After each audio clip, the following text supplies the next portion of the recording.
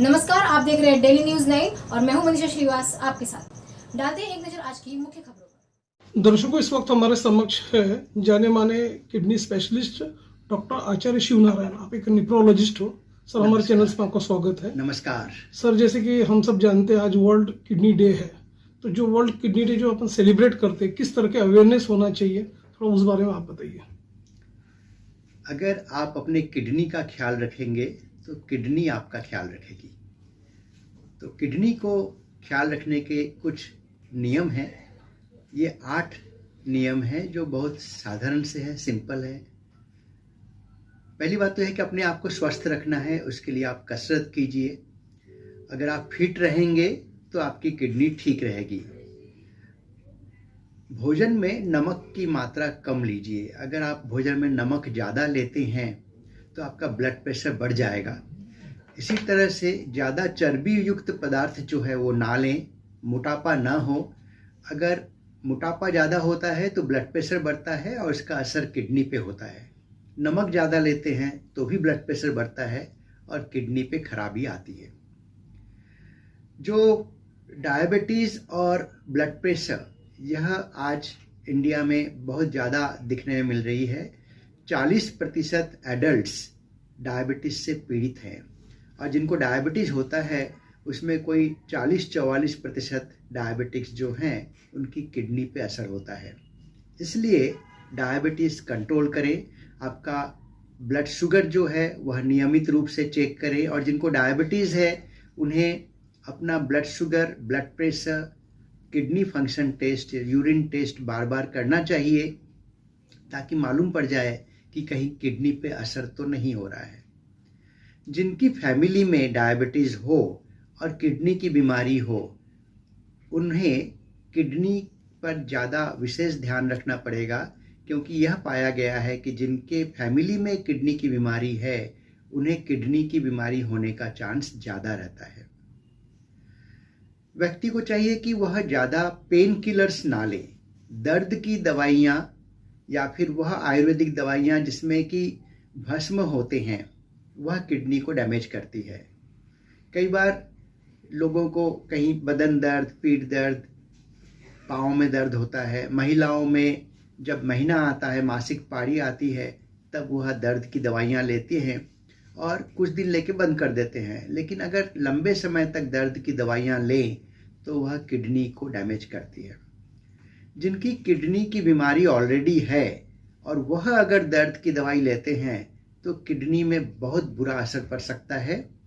इसी तरह से जब कोई तरह के प्रोसीजर करते हैं, जैसे कि एंजियोग्राफी, कई बार आजकल हार्ट की बीमारी काफ़ी कॉमन है और एंजियोग्राफी करना पड़ता है। एंजियोग्राफी में एक तरह का इंजेक्शन देते हैं, उसे कहते हैं रेडियो कॉन्ट्रास्ट, और रेडियो कॉन्ट्रास्ट जो है वह किडनी को डैमेज करती है। तो इसलिए जब भी कोई हार्ट के डॉक्टर एंजियोग्राफी करते हैं या एंजियोप्लास्टी करते हैं तो उसके पहले किडनी के ब्लड टेस्ट जरूर करवा लें। अगर उसमें कुछ खराबी हो तो उसके मुताबिक दवाइयाँ और रेडियो कॉन्ट्रास्ट जो है उसका डोज एडजस्ट करना पड़ेगा। यह कुछ सिंपल बातें हैं जिसके ऊपर में आप लोगों को ख्याल रखना चाहिए। यह देखा गया है कि खास करके नागपुर शहर में और मध्य भारत में तम्बाकू का चलन बहुत ज़्यादा होता है, खर्रा, और खर्रा खाने से भी किडनी में डैमेज होता है। खर्रा, तम्बाकू, स्मोकिंग, इससे किडनी में जो खून की सप्लाई होती है, ब्लड सप्लाई होती है, वह कम हो जाती है और धीरे धीरे किडनी डैमेज होती है। तो जिनको डायबिटीज और ब्लड प्रेशर है उनको तो खर्रा और तम्बाकू वगैरह लेना ही नहीं चाहिए, क्योंकि वह किडनी को आगे डैमेज करती है। ये खर्रा, तम्बाकू, स्मोकिंग, यह न केवल किडनी को डैमेज करती है बल्कि इससे ब्लड प्रेशर भी बढ़ता है और हार्ट पे भी असर होता है, आंखों पे भी असर होता है। जिन्हें डायबिटीज़ है उन्हें चाहिए कि वह समय समय पर अपनी आंखों का चेकअप करें।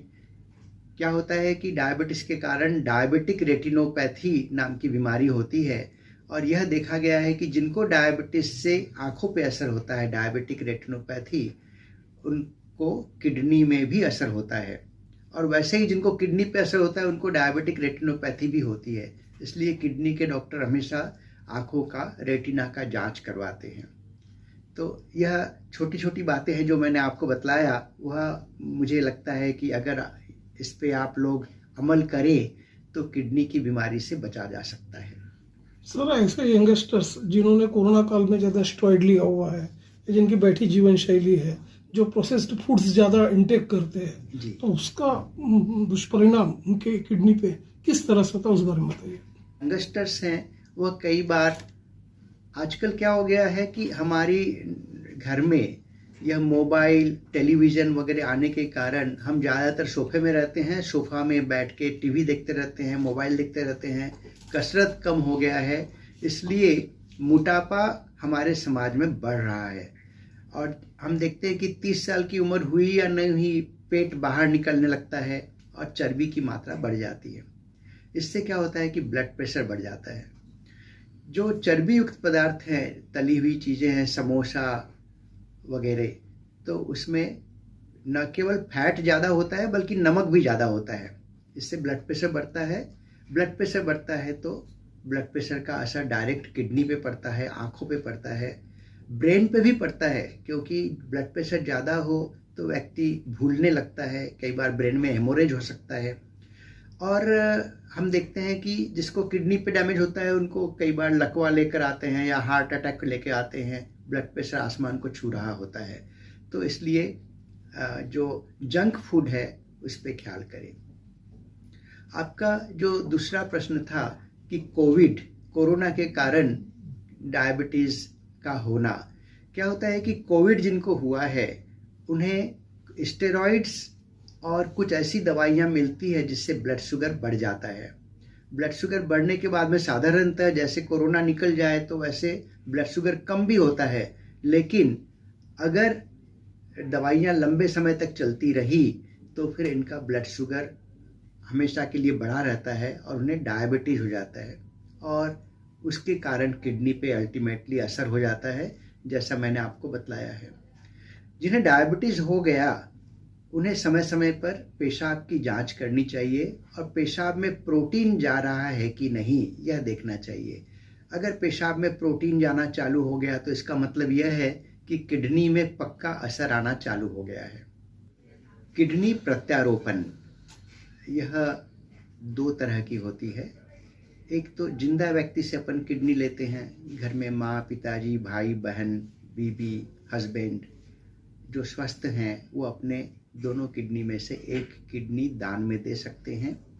अथवा जो व्यक्ति जिनको मस्तिष्क मृत हो जाते हैं, जैसे कि रोड एक्सीडेंट हो गया या ब्रेन अटैक हो गया, तो उसके कारण भी कई बार मस्तिष्क मृत व्यक्ति जिनका जीना असंभव होता है, उनके ऑर्गन्स निकाल कर हम उन व्यक्तियों को देते हैं जिनको इनकी ज़रूरत है।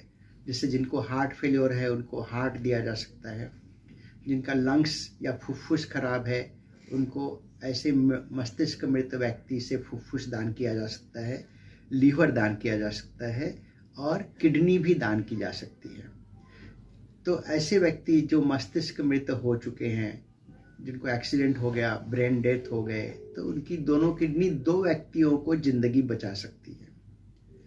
तो हमारे समाज में यह एक मैसेज जाना चाहिए कि अगर कोई कारण से खुदा न खास्ता कोई अनफॉर्चुनेट इंसिडेंट्स हो जिसमें व्यक्ति की जान चली जाती है, खास करके एक्सीडेंट में, तो फिर ऐसे व्यक्ति अपने ऑर्गन अंग दान कर सकते हैं और कई व्यक्तियों की जान बचा सकते हैं।